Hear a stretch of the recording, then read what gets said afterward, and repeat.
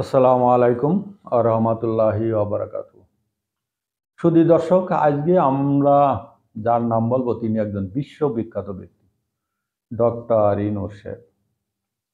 তিনি নোবেল পুরস্কারজয়ী একজন ব্যক্তি, যাকে বলা হয় নোবেল লরিয়েট। সাধারণত আমরা ছোটবেলা থেকে দেখে আসছি যে যারা এনজিও ব্যক্তিত্ব তারা মুক্ত মনা, মুক্ত চিন্তার মানুষ। কিন্তু আমাদের এই নোবেল জয়ী চারিপাশে শুধু মৌলবাদের হানা এবং মৌলবাদের ইন্ধন দেখতে পাচ্ছি। তিনি চারিদিকে মৌলবাদদের নিয়ে সবকিছু চালাচ্ছেন। একটা দুঃখের একটা সংবাদ দিয়ে আজকে শুরু করব যে এই নোবেল জয়ীর শাসনামল আমরা চিন্তা করেছিলাম এটা উদার হবে, উদার মুক্তমনা মানুষ আকাশে উঠবে, দেশ সিঙ্গাপুর হয়ে যাবে, দেশ কানাডা, আমেরিকা, লন্ডনে হয়ে যাবে। কিন্তু কিছুই হলো না, দেশ শ্মশান হতে চলেছে। আমাদের উনি যখন ক্ষমতা নেন, আমাদের দুইজন হিরোইনের কথা বলি। একজন আছে নাট্যাঙ্গনের মহাতারকা, সে আছে মেহজাবিন। বিশেষ করে টিনেজদের কাছে তিনি অনেক পরিচিত। তিনি, আমার যদি ভুল না হয়, তিনি ডক্টর ইউনূস সাহেব ক্ষমতা আসার পরে উনি চট্টগ্রাম গিয়েছিলেন, চট্টগ্রাম একটা শোরুম উদ্বোধনের জন্য। কিন্তু তাকে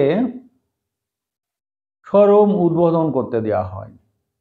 তার বিরুদ্ধে কয়েকটা অভিযোগ আনা হয়েছে। এক নাম্বার অভিযোগ, তিনি আওয়ামী লীগের দালাল, তিনি ফ্যাসিস্টের দালাল। দুই নাম্বার, মুসলিম কান্ট্রিতে এই ধরনের শর্ট পোশাক পরে কেউ শোরুম উদ্বোধন করতে পারবে না। আর এতদিন যা করেছেন, এখন আর আপনারা এটা করতে পারবেন না।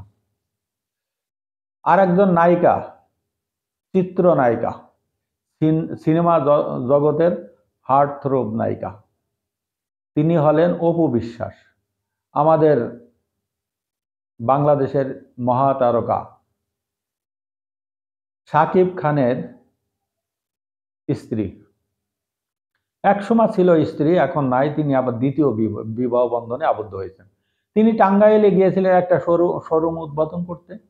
তিনি সেখান থেকে অপমানিত হয়ে চলে এসেছেন, কারণ তাকে কোনোভাবে উদ্বোধন করতে দেওয়া হয়নি।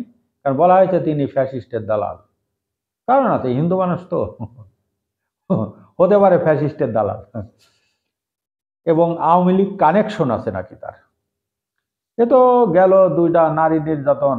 একবারে নির্যাতনের ভিতরে আমি বলবো আরেকটা বলি, আর দুইটা বলে আমি এটা মানে অফ করব।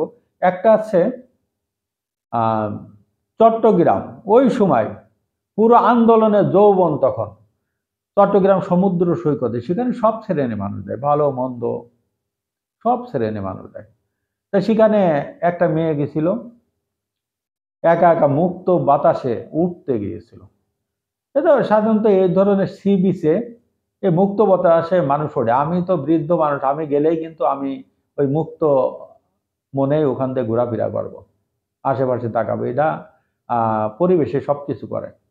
তাকে যেভাবে এই মৌলবাদী গোষ্ঠী, পরে জানতে পারলাম যে তিনি জামাত শিবিরের সমর্থক, এবং তাকে যেভাবে নির্যাতন করা হলো সেই সমুদ্র সৈকতে, তার ডাইন হাতের বাহুটা লাঠি ধরে যে কয়েকটা, আমি গুনে গুনে দেখলাম 5-7টা দিছে, আর শরীরে অনেক জায়গায় তাকে এইভাবে পিটানো হয়েছে। তারপরে তাকে অবশ্যই অ্যারেস্ট করেছিল। পরে সে সরি টরি বলে এই করেছে। আপনারা চিন্তা করতে পারছেন, একটা নারী নির্যাতন আছে আর সে সরি বলে পার পেয়ে গেছে। এই সরির আর একটা ঘটনা বলি আপনাদের। একদল ছেলে মেয়ে, তারা কলেজ স্টুডেন্ট, তারা শিক্ষা সফরে লঞ্চে কোথাও হয়তো গিয়েছিল। তাই সেখানে মুন্সিগঞ্জের ওখানে তাদেরকে থামিয়ে কিভাবে যে ছেলে মেয়েদেরকে বেধড়ক পিটালো কয়েকটা ছেলে, এবং এই মেয়েদের শরীরে বিভিন্ন স্থানে মানে ঠেকানোর নামে হাত দিছে। তারপরে তাদের কি করা হলো, পুলিশ আসলো। পুলিশ তো এরকম পুলিশ নাই, পুলিশ এখন পুলিশ হয়ে গেছে। অপরাধ দেখলে তারা চুপচাপ করে দাঁড়ায় থাকে, কিছুই করার নাই। এটা আর একটা কন্টেন্টে বলবো। তা পুলিশ ধরে নিয়ে গেল, তারপরে থানায় গেল, বললো যে এটা আমার ভুল হয়েছে, মাফ করে দিন। ই করে এতগুলো ছেলে মেয়েকে বিশেষ করে মেয়েদের গায়ে, তাতে করে বুঝলাম যে মেয়েদের গায়ে আপনি যেখানেই হাত দেন আর যাই করেন না কেন, পরে সরি বললে সব মাপ। এটা আমাদের নোবেল যে ইনু শেফ কিন্তু এটা মোটামুটি এটা আমাদেরকে শিখাই দিয়ে গেছেন যে মেয়েদের আপনি যাই বলবেন সরি বললে সব শেষ, সে কিছু নেই, কোনো কিছু নেই, সব শেষ। তারপরে আরেকটা জিনিস দেখেন যে আর একটা জোয়ার এসে গেছে, সেটা কি, মাজার। মাজার ভাঙচুর, ভাঙ, মামা বাড়ি আগুন লাগিছে, যত পারিস তত ভাঙ। ইনু শেফ ক্ষমতায় আসছে, এবার দেশের মাজার সব শূন্য করে দেয়। কোন পীর আউলিয়ার মাজারে বাংলাদেশ থাকবে না, 100-র উপরে মাজার ভাঙ্গিছে। আমাদের ইনু শেফ কিন্তু কোনো কথা বলেনি, উনি চুপচাপ, মানে প্রত্যেকটা বিষয় চুপচাপ করে দেয়। শিশু, উনি কিছুই বোঝেন না, অবুঝ শিশু। ওনার দিকে তাকায় দেখবেন, উনি যখন ভাষণ দেন, কথা বলেন, করেন, মনে হয় উনি অবুঝ শিশু, ভাজা মাছ উল্টাই খাইতে পারে না। মারা যেমন মাছ বাইছে বাইছে দেয়, সন্তানরা খায়, অবুঝ শিশু, ঠিক ওই রকম ওনাকে ওইভাবে খেতে দেওয়া উচিত। যাক, এ হচ্ছে বিষয়। আর একটা সেই লাশের খবরে যায় এবার। আপনারা শুধু দর্শক, আপনারা কি জানেন, একটু চিন্তা ভাবনা করে দেখেন, কিছুদিন আগে, কয়েক মাস আগে একটা লাশ কবরস্থান থেকে উঠাই সেই লাশটাকে পুড়ানো হয়েছে। একজন মুসলমান ব্যক্তি তার লাশ পোড়াইছে। কত সুন্দর, এরা দেশটাকে কোথায় নিয়ে যাবে? আমাদের দেশটা সিঙ্গাপুর না, আমাদের দেশটা দুবাই, দুবাই সিটি বানাবে, বুঝছেন? একজন নোবেল জয়ীর আমলে একটা সিটি দুবাই সিটি হয়েছে পুরা বাংলাদেশ, বুঝলেন? যেটা আগে হাসিনা 50 টাকা চাল রেখে গেছিল, সেই চাল এখন 70-75 টাকা এই দুবাই সিটিতে, বুঝলেন? আমাদের বাংলাদেশি দুবাই সিটি। তারপর মেয়েরা গেল ফুটবল খেলতে উত্তরাঞ্চলের একটা ডিস্ট্রিক্টে। সে মেয়েরা কি করলো জানেন?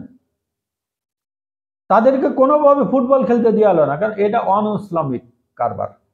আমাদের একটা ইসলামী দল, এই তাদের নেতৃত্বে এগুলো হচ্ছে, কিন্তু বলা হচ্ছে এগুলো তৌহিদি জনতা। যেখানে যায় এটা তৌহিদি জনতা। ইউনিভার্সিটির গোলমাল লাগে সাধারণ ছাত্রছাত্রী, কোনো দল না। আর এটা তৌহিদি জনতা, এরা মাজার ভাঙিছে, এরা লাশ পোড়াচ্ছে, যার যা ইচ্ছা সেই কিন্তু তাই করছে। আর আমাদের অবশ শিশু ডক্টর ইউনূস শেখ চুপচাপ করে থাকছে। শুধু দর্শক, আজকে আর কথা বাড়াবো না।